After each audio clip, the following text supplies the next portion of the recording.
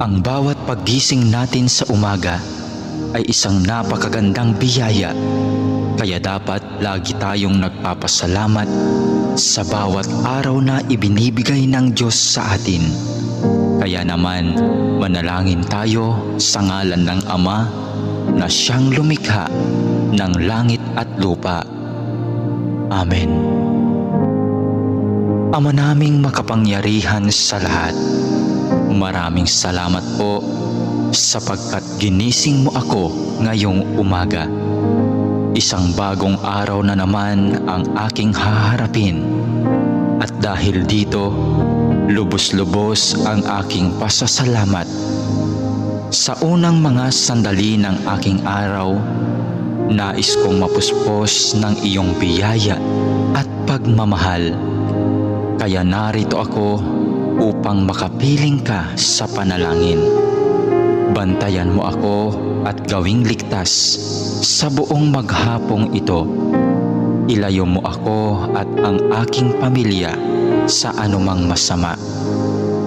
Maituon ko nawa ang aking pag-iisip, pananalita at asal tungo sa iyo. Nawa maging kalugod-lugod sa iyo ang lahat ng aking gagawin sa araw na ito. Panginoon ko at Diyos ko, naniniwala at nananalig ako na naririto ka at kapiling ko sa mga sandaling ito, na nakikita mo ako at iyong naririnig ang aking mga daing, mga kahilingan at mga panalangin. Kaya naman, Panginoon, ngayong umaga, sa iyong presensya at pagdamay mo ako kumakapit upang maharap ko ng may katatagan at katapangan ang araw na itong ibinigay mo sa akin. Mapagmahal na Panginoong Diyos, na nalaman kong mahal mo ako at binabantayan mo ako palagi. Sa oras man ng kasiyahan at lalong-lalo na sa panahon ng kagipitan at pagsubok.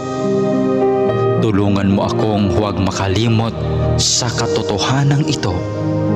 Maraming salamat po sa biyaya mong pag-ibig at pag-iingat na hindi mo ipinagkait sa akin, sa kabila ng lahat ng kasalanan at pagkukulang ko.